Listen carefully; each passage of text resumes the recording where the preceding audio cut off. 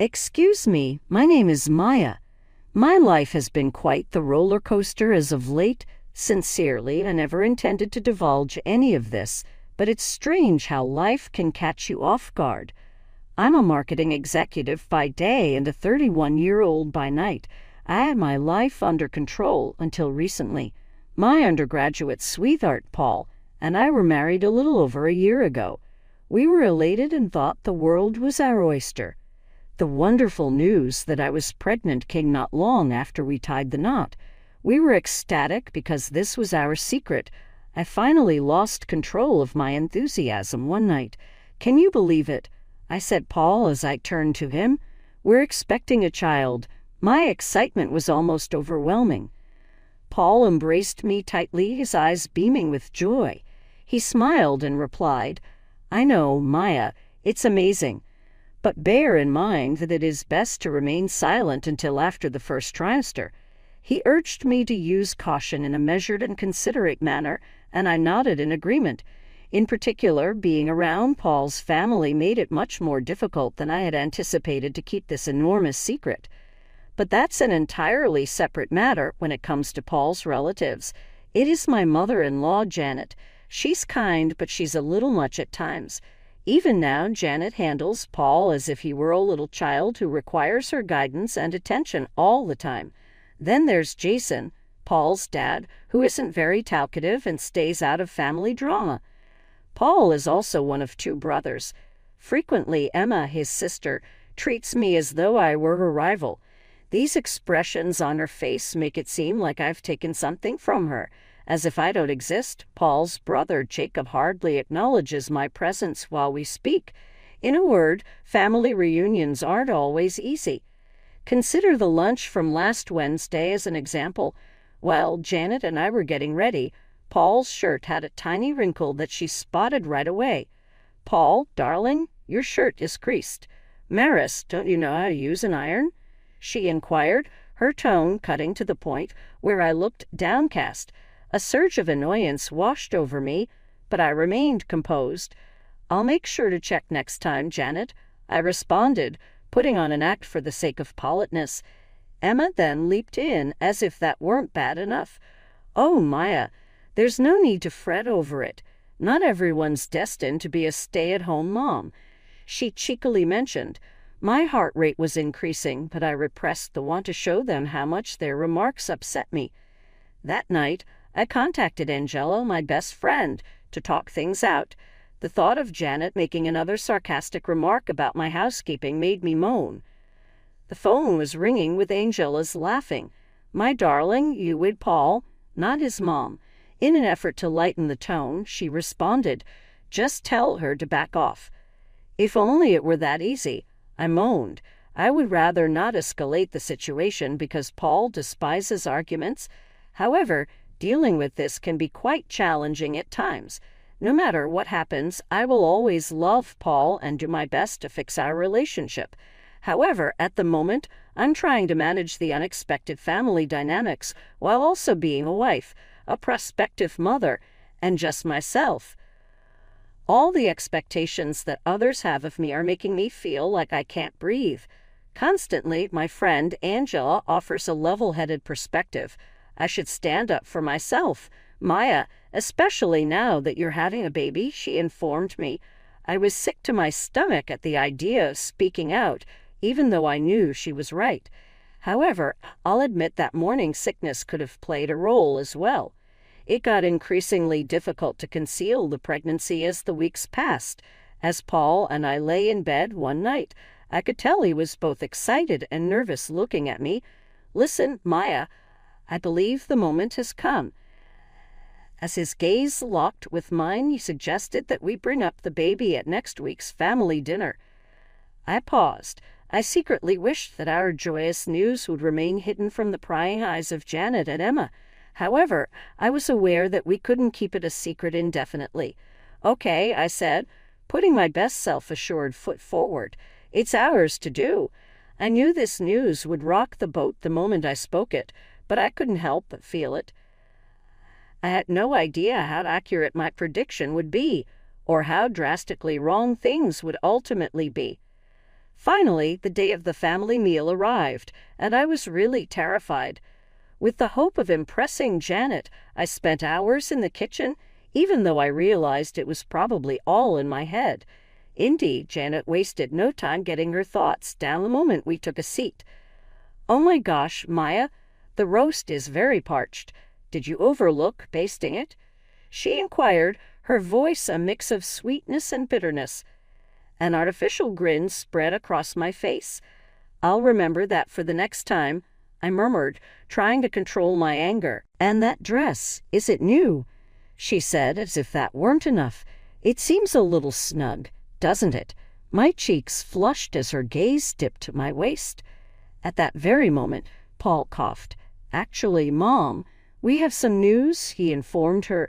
I felt my heart race as he looked to me for comfort. "Maya and we're having a baby." Everyone responded simultaneously after a short pause. Rarely did Jason, Paul's dad, grin, and Jacob muttered a short congrats. In contrast, Emma appeared as though she had consumed an unpleasant substance. I was taken aback by Janet's reply, though. "Paul, are you sure? How can you be sure that she isn't exaggerating?" Janet spoke with a cold tone. What I was hearing was unbelievable. "Excuse me." My voice quivered as I uttered the words. "It's just convenient timing, isn't it?" Then Janet went on. "Right as Paul's career is taking off." Paul appeared to be truly perplexed. "What are you talking about, Mom?" Emma leaped in with enthusiasm. "Do you recall how Maya insisted on the need of birth control?" Observing the shift with a sense of superiority, she made the comment. I could no longer keep back the flood of charges they leveled at me. "That was over a year ago." "No," I said. "We decided together that we were ready for a family." The joyous occasion, however, had passed. Paul was unsure, as if he were beginning to mistrust something. Her chair made a deafening scrape as Janet abruptly rose to her feet. "Show me the evidence of your pregnancy," she insisted. Her remarks pierced through the celebratory news and lingered in the air. I had no idea that telling this news would put me through a trial, that I would have to demonstrate my joy and honesty. I stood there, more isolated than before. "You want me to prove I'm pregnant?" My voice quivered with a mix of disbelief and rage as I repeated. "You want me to take a test right here?" Janet lowered her gaze. "Maya, please don't be disrespectful." "Any normal blood test would do," she said with an air of coldness. Seeking Paul's intervention, I hoped he would intervene on my behalf and instruct his mother to desist. However, he appeared conflicted as he glanced between Janet and me. He hesitated before whispering, "Maybe it's not such a bad idea, Maya," in order to put everyone's fears to rest. My spirits plummeted. How on earth could he ever think about it?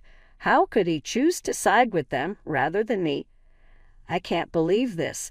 I'm leaving," I announced, my voice filled with a blend of anger and despair. The moment I turned to leave, Janet stepped in front of me, preventing me from reaching the door. Her accusatory tone belied her cutting words. "If you walk out that door, we'll all know you're lying." "Get out of my way, Janet." I spoke with a raised voice, but all of a sudden, things began to shift, seemingly in slow motion. Everything transpired in an instant. Janet's outstretched hand shoved me aside. In a last-ditch effort to regain my footing, I faltered. It was too late for Jacob to reach out and grab my arm when I noticed him. My mind was racing as I slid down the steps just as the lights went out. The events of the previous moments brought tears to my eyes as I relived them. The icy look on Janet's face, the arrogant expression on Emma's face, Paul's hesitance, and Jacob's futile effort to grab onto me. I felt a level of betrayal I had never experienced before as thoughts of all this raced through my head. I couldn't help but wonder if my baby was all right as the ambulance raced to the hospital. Is it possible that I will never trust my spouse or his family again, even if everything is fine? As soon as the ambulance pulled up to the hospital, I was whisked away to the emergency department. There were a lot of medical professionals surrounding me, and they were all talking very fast and in a language I didn't know. My sole concern was the safety of my unborn child. As I hoped for positive news, I felt afraid and powerless. I was awakened by the constant beeping of medical monitors after several hours. There was a doctor standing by my side while I lay in bed, and he was smiling softly. "Mrs. Thompson, you ain't dead yet. There is some positive news that I can share with you. You may rest assured that your infant is secure. I promise you two will be okay." I felt a surge of relief at first, but as I recalled my purpose for being there, the feeling swiftly gave way to wrath. We had hoped that this would be a happy time, a time to rejoice in our expanding family. However, the same individuals who were meant to be my family were the ones who accused me, and I had to defend myself. Paul was standing by my side when I looked over, his face pallid and betraying his deepest regrets. "Maya, I deeply apologize," he said. His remarks, however, rang hollow. Since when could he offer an apology? Would I let his family distrust me? Following your inaction while I was injured. The realization that nothing would ever be the same caused me to turn away. I realized then that I would have to make some difficult choices regarding my child's future and my own safety and well-being, including which people I could trust. It was about safeguarding our future as much as it was about ensuring the safety of my baby. After Paul started to say, "I don't know what happened," I abruptly ended his statement because my wrath was rising. "I don't understand. I was shoved down the stairs by your mother. Yes, it is correct." Fleeing, he hid his face. According to Mom, it was unintentional. All she wanted to do was prevent you from going. I was unable to react because my closest friend, Angela, burst into the room. "Salutations, Maya." "Oh my goodness, are you all right?" Her intense gaze shifted to Paul. "And you? How could you let this happen?" "It wasn't. Not at all." Angela would have none of Paul's stuttering. "Save it," she said angrily, cutting him off. After a moment of silence, Angela turned her voice back to me. "Maya, I am present. Take care of yourself." After giving me a quick glance, Paul left the room to go outside and get some fresh air. I told Angela everything that had transpired the moment he departed. With every syllable, her expression darkened. "They will not be allowed to escape this," she declared with conviction. Everyone in the hallway started talking at that moment. The two women were chatting. To persuade Paul it was an accident. We simply need to do what Janet was saying. Maya's always been clumsy, probably faking this whole pregnancy anyway. Angela's mouth dropped open as she silently reached for her phone and began taping their chat. A renewed sense of purpose washed over me as their voices dwindled down the corridor. It had had enough. "Your assistance is required, Angela." With each syllable I spoke, I felt stronger. "We will fight back." In the hours that followed, we devised a strategy. I was able to obtain copies of my medical records from a nurse thanks to Angela. They proved that I was pregnant and that I had injuries that were consistent with being pushed. It would be beneficial to gather statements from the medical personnel as well, Angela proposed. "They can confirm your condition when you arrived." With a slight pause, I nodded. Is Paul still involved? Clearly still trusting his mother, he has been emailing me full of doubts. "Please send them to me. It's all evidence, Maya," Angela declared, her gaze fixed as she collected all the necessary documents. Breathing deeply, I made a decision I never would have imagined having to make. "Hello, I was wondering if this was Carol Baker's office. Concerning a domestic abuse issue, I must consult with her." A victorious Angela made her successful return at the same time. "Got it all? Medical records, staff statements, and that lovely recording of Janet and Emma plotting." As I felt the burden of everything sink in, I drew a long breath. "Have decided, Angela. Paul, I am departing." Sad and compassionate eyes loosened their hardness. "Are you sure?" "I must do it for the sake of both my baby and myself," I announced with conviction. Paul, who appeared internally divided, returned to the room at that very moment. "Hey, Maya, how about we have a chat? My mom wants to come and apologize," he continued, his eyes filled with desperation. "No, Paul, we can't." I interrupted him. "Further, she is unable to do so. That's it." Naturally taken aback, he slumped to the ground. "What do you mean?"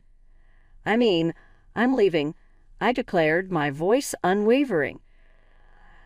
I saw the look of disbelief pass his face, but I still didn't question it. For the sake of my unborn child and my own safety, I had to abandon those who would not stand by me. "No longer can I be a member of this family, Paul. It's not safe for me or our child," I declared, my voice both firm and sorrowful. "Maya, I really hope we can figure this out," Paul said, his expression anguished. With a calm and powerful voice, Angela stepped in. "Paul, she has spoken her mind. Please honor that." After staring at us two in disbelief, Paul gently walked out of the room as if he had been swept away. I felt a mixture of feelings as the door shut behind him, sadness for the life I had imagined and relief. Even though I anticipated difficulty, a glimmer of optimism returned for the first time in days. While inhaling deeply, I shifted my gaze to Angela. "What now?" She smiled at me resolutely. "We reach a secure area now. After that, we see to it that they pay the price." As time passed, things began to shift. Wobbling around Angela's flat with an unmistakable tummy, I was now 8 months pregnant. My growing belly served as a constant reminder of the reason I was fighting, to have a future unburdened by the hurt and mistrust I had experienced. "Ready for court today?" As Angela offered me a glass of water, she inquired. My hand was a little trembling as I took it. I smiled nervously and answered, as prepared as I will ever be. The courtroom was jam-packed when we got there.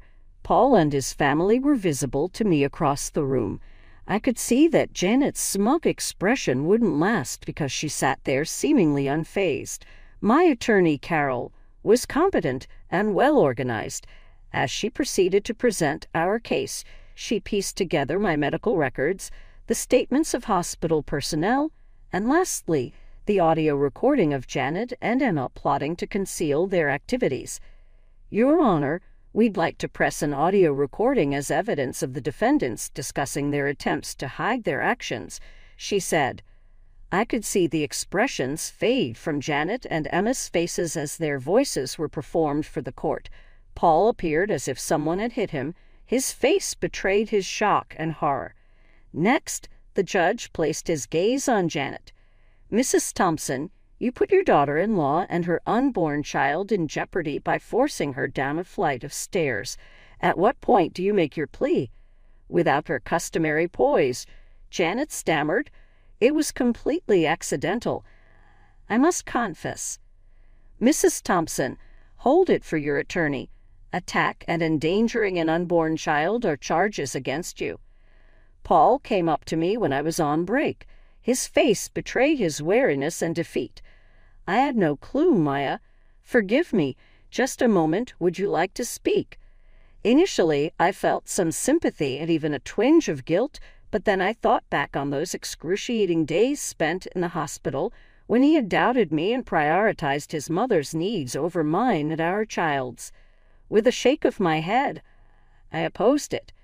"Paul, that's incorrect. Your regret is at this point meaningless. We were bypassed in favor of your mother. After then, there's no turning back." His chin drooped, but I refused to budge. My future depended on it. There was a resounding crash as the judge's gavel slammed down later on. "This court finds for the plaintiff in the case of Thompson v. Thompson. Full custody of the unborn child, a $700,000 payment for emotional damages and medical bills, and a divorce are all given to Mrs. Maya Thompson." A sigh of relief swept over me as I heard those words. At last, the narrative had come to a close. I had battled for the sake of my child, a fresh start, and my own survival. As I walked out of the courtroom, I didn't give Paul or his family a second glance. Looking ahead, I could see a world free of danger, where I might begin over. A breath that I had been holding out until now was released, and then it was over. Our victory was secure. I am occupied with inflating balloons for my daughter Michelle's second birthday, which is 4 years away. Despite the odds, my little fighter was born, and today he or she joyfully toddles around, laughing and chatting. Entering with a broad grin on her face, Angela carries a plethora of gifts. The birthday girl? Someone asked. Auntie Angela's got goodies, she exclaims, her smile widening. As I witness Michelle's elation, I can't help but feel profound appreciation for all that we have accomplished.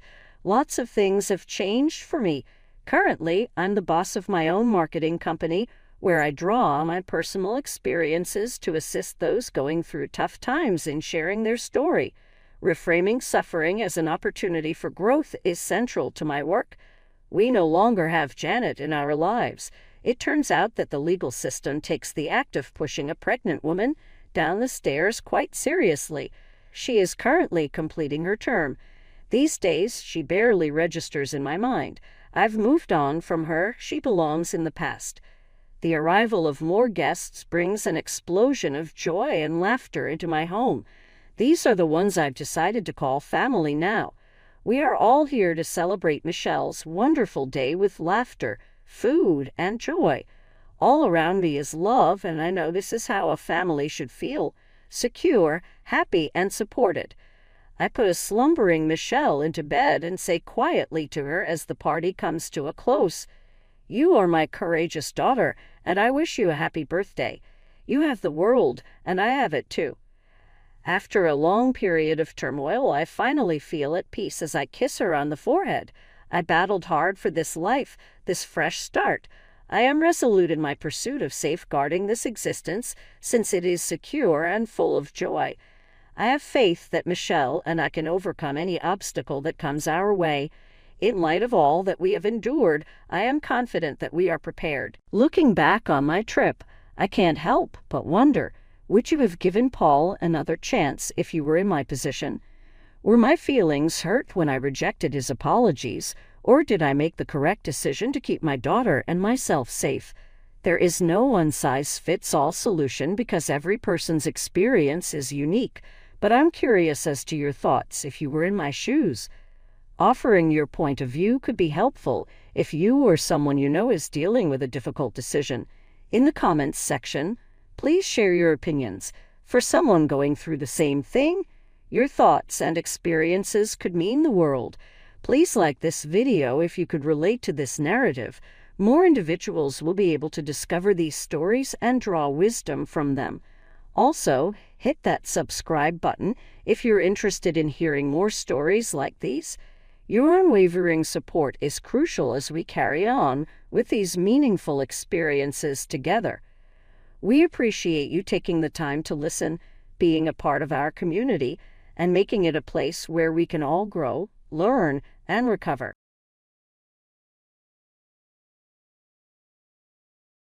Hi, I'm Jessica William, a 29-year-old marketing executive at Tech Vibe, one of Boston's fastest-growing startups. 3 years ago, I thought I had everything figured out. I met my husband Charles at a tech conference where I was presenting our company's latest marketing campaign. Charles, a brilliant software engineer, seemed captivated by my talk on digital marketing strategies. Within a year, we were married, and I believed I'd found someone who supported my dreams. "You're like a female Steve Jobs," he'd say, making me blush with pride.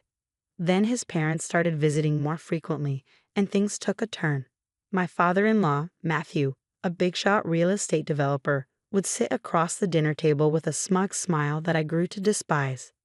"Jessica, still playing office while other women are building families?" he'd jab. "I'm building both a career and a family, Matthew," I'd respond, gripping my fork tightly. My mother-in-law, Barbara, would just adjust her pearl necklace, avoiding eye contact. My best friend Rachel saw right through them. At our housewarming party, she pulled me aside after Matthew lectured everyone about traditional family values. "That man gives me serious control freak vibes," she whispered. Later, I vented to Charles about Matthew's remarks, but he brushed it off. Dad's just old school, don't take it personally. My parents, Mike and Linda, were a breath of fresh air whenever they visited. They'd remind me of the value of chasing my dreams. "You're killing it, sweetie," Dad would beam, while Mom would share stories of her own career battles. "Remember, Jessica, a woman's worth isn't measured by her cooking skills," she'd say after another tense dinner with my in-laws. But Matthew's jabs kept coming. At every family gathering, he'd belittle my job. "Marketing, isn't that just making pretty pictures on Facebook?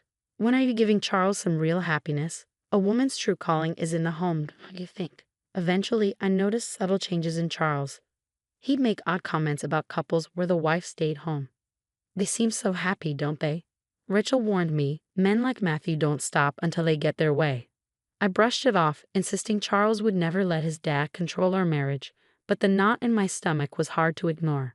At the Williams' annual Easter gathering, I overheard Matthew in the study, offering Charles a VP position at his company. "A real man provides enough so his wife doesn't need to work," he said. "Your marriage is becoming the family joke." I felt sick, but stayed quiet. Later that week, Charles suggested, "Maybe you could consult part-time. We could travel more." "Quit my job?" I asked, shocked. "I just landed the Samsung account." He shrugged. "We don't need both incomes." When I showed Rachel the text I found on Charles' phone, "Handle your home situation and the VP position is yours. Barbara will help Jessica adjust," she was furious. "This is manipulation," she said. "We need to document everything." Soon after, Karen, Charles' cousin, reached out over LinkedIn saying, "I saw your post about the Samsung deal. There's something you should know." Over coffee, she told me how Uncle Matthew pressured her mother to quit teaching. When she refused, he spread rumors that she was neglecting her family and the marriage didn't survive. "Matthew's been telling everyone you're too ambitious and neglecting Charles," Karen warned.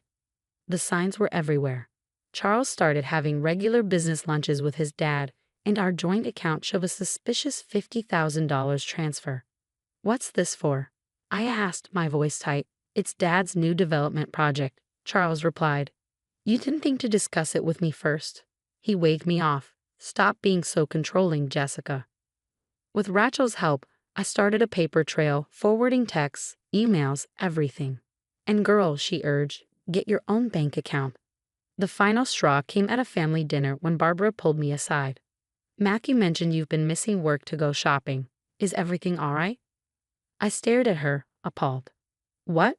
I'd never." She gave a sympathetic smile. "It's okay. We all struggle with work-life balance. That's why I chose family." That night, I confronted Charles. "Your dad's spreading lies about me. He's just concerned. Maybe if you spent more time at home." "More time doing what? Being barefoot and pregnant?" I snapped. "Don't be dramatic. Dad's offering me an amazing opportunity, with strings attached to my career." I called Karen again. "How did your mom handle it?" "She didn't," Karen said grimly. "And that's why they won.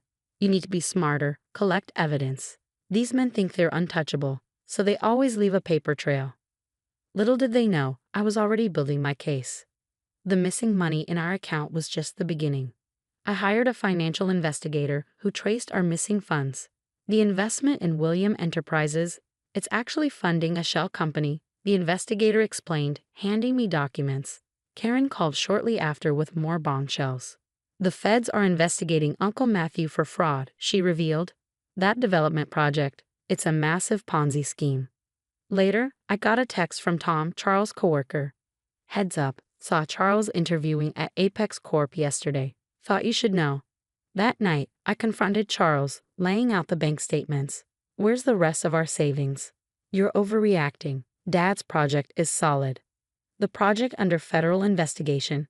His face went white. "What are you talking about?" "Cut the act, Charles. I know about the shell company and the Apex interview. You're spying on me now." He exploded. "You're just as career-obsessed as they say." Then my work phone rang. It was Maria, my boss. "Jessica, we received some troubling emails from a Matthew William claiming you've been leaking company data." "Matthew has no connection to Tech Vibe," I said, my voice shaking. "This is harassment." I showed Maria the documentation Rachel helped me compile. At an emergency meeting, I laid everything out. After reviewing the evidence, Maria turned to me. These accusations are clearly harassment. We're behind you, Jessica. That night, Charles was packing a bag. Dad says I can stay at their guest house while we figure things out. Figure out what, Charles? How to destroy my career.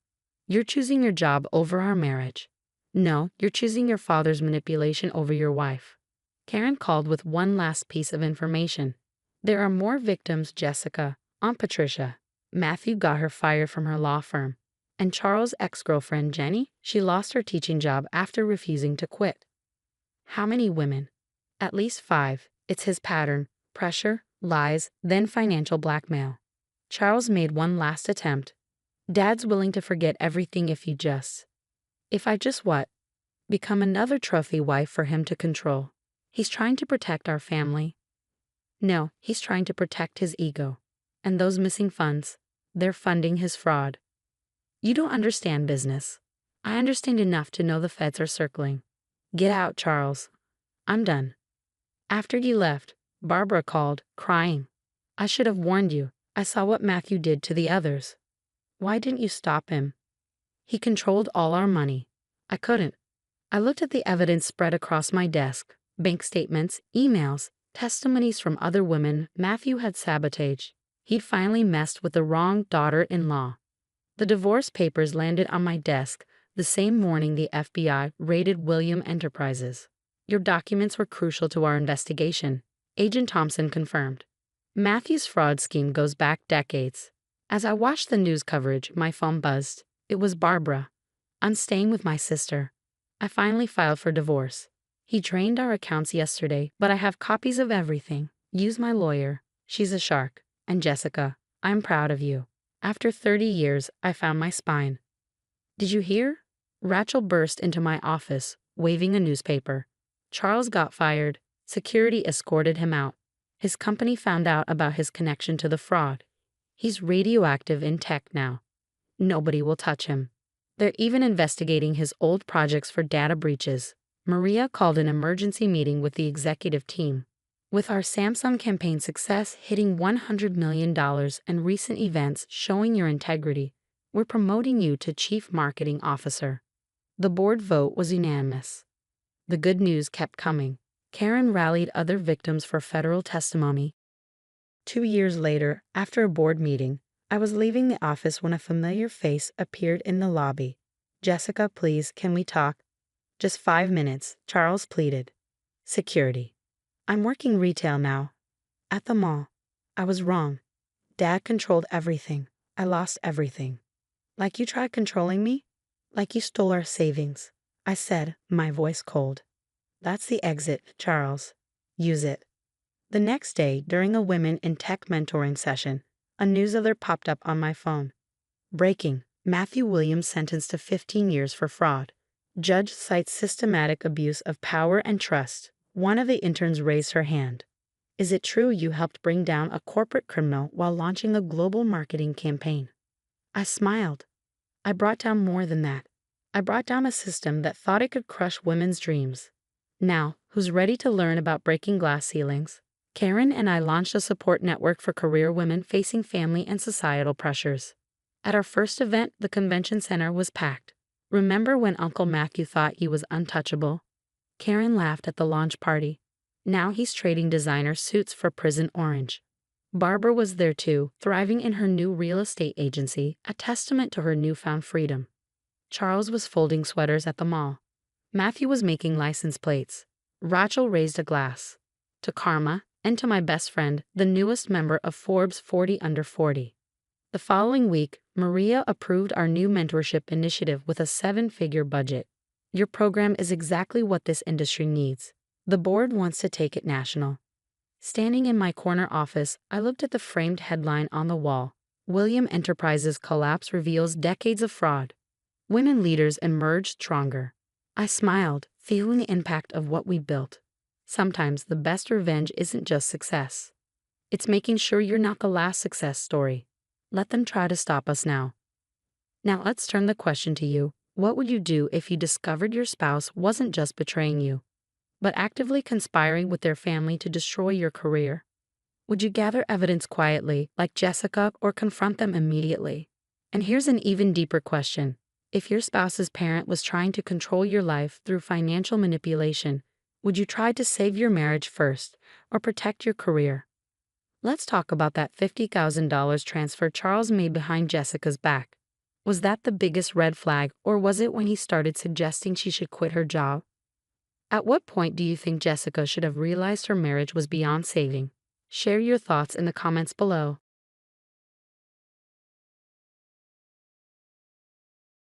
Hey there, I'm Patricia, a 25-year-old freelance graphic designer with a passion for visual storytelling. Right now, I'm living with my older sister, Linda, in our childhood home. It's not exactly the dream setup for someone my age, but hey, it's affordable, and I honestly enjoy Linda's company. Well, most of the time. One evening, while we're lounging in our shared bedroom, Linda says, "Patricia, don't you think this room could use a makeover?" I look around at the faded posters and the mismatched furniture. Yeah, I guess it's a bit dated. What do you have in mind? Her eyes light up. I was thinking something sleek and modern. Professional, you know? Professional? I repeat, raising an eyebrow. It's a bedroom, not an office. While we both work from home sometimes, she says, undeterred. Wouldn't it be nice to have a space that's both comfortable and productive? I shrug, not entirely convinced but not wanting to dampen her enthusiasm. Sure, I guess we could explore it. The next day, we head to a furniture store, and Linda is like a woman on a mission, zeroing in on the priciest, most modern pieces. "Oh, look at this desk," she exclaims. "It's nice, I admit, but where will we put our vanity?" She waves a dismissive hand. "We'll figure that out later. Oh, and look at this minimalist bookshelf." As we move through the store, I notice she's making most of the decisions. Every time I point out something I like, she finds a reason why it doesn't fit. "What about this rug? It'd add a nice pop of color." Too busy. We're going for clean and simple, remember? By the end of our shopping trip, I feel like I barely had a say in any of it, but I remind myself that Linda's always had a better eye for design, right? Later that week, I meet up with my best friend Maya for coffee and tell her about the redecoration plans. Her brow furrows in concern. "Patricia, don't you think Linda's being a bit controlling? It's your room too." I feel a pang of defensiveness. "Oh, come on, Maya. She's just excited. Besides, she knows what she's doing." "If you say so," Maya replies, unconvinced. "Just make sure you're not getting steamrolled, okay?" I laugh it off, but as I walk home, a nagging doubt creeps in. Am I letting Linda take over? Nah, it'll be great to have a fresh new space. What could go wrong? Little did I know, that was just the beginning of a roller coaster that would test my patience, my relationship with my sister, and ultimately, my sense of self-worth. A week later, I had to leave town for a big client project. As I packed, Linda assured me she'd handle the redecorating. "Don't worry about a thing, Patricia," she said with a smile. "I've got it all under control. You'll love it when you get back." Despite a twinge of uneasiness, I pushed it aside.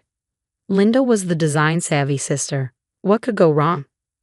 When I returned, exhausted but eager to see our new space, I opened the bedroom door and froze. The room was unrecognizable. Gone were the cozy throw pillows, the colorful art prints, the warm lighting. Instead, it looked like a minimalist office, white walls, sleek furniture, and not a trace of my personality. "Surprise," Linda exclaimed. "What do you think?" I stood there, struggling to hide my shock. It's very clean." I stammered, grasping for words that wouldn't hurt her feelings. Oblivious, she led me around the room. "Look at this ergonomic chair, and check out the built-in charging stations. Oh, and this desk, it's big enough for both of our laptops." As she rambled on about productivity and efficiency, I felt myself disappearing. "Linda," I finally managed to say, "where are my things?" "Oh, don't worry, I packed them up neatly," she said, gesturing toward the closet. My heart sank as I realized all my personal items, my art supplies, my books, even my favorite throw blanket, had been packed away, out of sight. "But where am I supposed to work on my illustrations?" I asked, my voice barely a whisper. Linda's brow furrowed in mild annoyance. "Well, you can use the desk when I'm not using it, or there's always the living room couch." Over the next few days, I watched helplessly as Linda claimed our bedroom as her exclusive workspace. She'd wake up early, park herself at the desk, and stay there late into the night. Every time I tried to use the space, she had a reason why she needed it more. Sorry, Patricia, I've got a big presentation tomorrow. You don't mind working in the living room, right? Or, oops, I forgot to mention I have a video call in 5 minutes. Could you clear out for a bit? The final straw came one afternoon when I returned home to find our bedroom door locked. I knocked, confused. Linda, are you in there? Yeah, just a sec, she called out. I heard rustling and then the click of the lock. She opened the door a crack, looking frazzled. Sorry, I was on an important call. Did you need something? I stared at her, disbelief washing over me. Linda, this is my room too. Why was the door locked? She had the grace to look slightly embarrassed. Oh, I just needed some privacy for this call. You understand, right? Fighting back tears of frustration, I turned away. This wasn't just about a room anymore. It was about respect, boundaries, and standing up for myself. I retreated to the living room, my new unofficial workspace, and pulled out my phone. I needed advice, and I knew exactly who to call. Maya, it's me. Remember when you said Linda might be a bit controlling? Well, you're not going to believe what's happened. After spilling everything to Maya, I felt a weight lift off my shoulders. She listened patiently, then said, Patricia, you need to stand up for yourself. This is your home too. I knew she was right. Gathering my courage, I approached Linda that evening. Hey, can we talk about the room situation? Linda barely looked up from her laptop. What about it? Well, I feel like I've been pushed out of my own space. I can't work or relax in there anymore. She sighed dramatically. Patricia, you're being oversensitive. The room works perfectly now. It's not my fault if you can't adapt to a more professional environment. Her dismissive tone made my blood boil, but I held my tongue and walked away. Over the next few days, I started noticing other little things, how Linda always chose the TV shows, borrowed my clothes without asking, and volunteered me for favors without consulting me first. Then, one day, I overheard her on the phone with a friend. Yeah, I totally got Patricia out of the room. Now I have this amazing office all to myself. She's so easy to manipulate, it's almost sad. My heart shattered. This wasn't just thoughtlessness, it was deliberate. I retreated to the bathroom, fighting back tears as I splashed water on my face. Enough was enough. No more Miss Nice Sister. I decided to start keeping a log of Linda's behavior. The times she locked me out, the snide comments, the way she dominated our shared spaces. It felt sneaky but also empowering. For once, I was taking control. Then came the discovery that changed everything. While searching for a missing bill, I stumbled upon our shared bank statement. My eyes widened as I scrolled through the transactions. Expensive lunches, shopping sprees, salon visits, all charged to our joint account, which was supposed to be for household expenses only. Hey, Linda.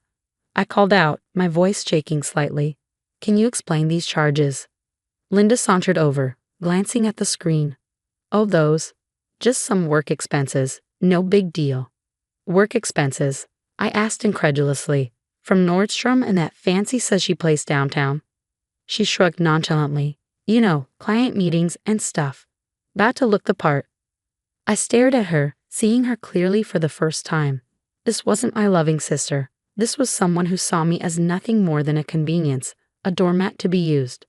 That's it, I said, my voice barely above a whisper. I'm moving out. Linda's eyes widened in shock. What? Don't be ridiculous, Patricia. Where would you go?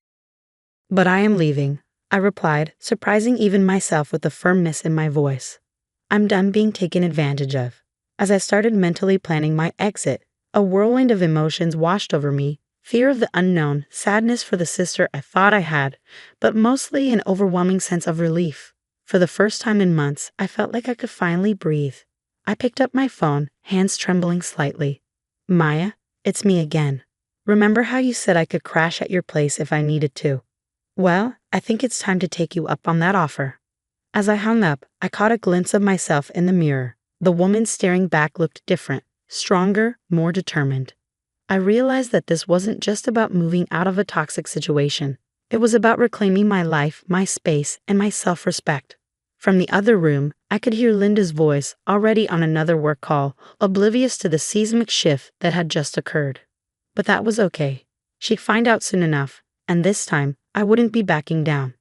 The next week was a blur of hushed phone calls and hurried coffee meetups with Maya, planning my escape like a secret mission.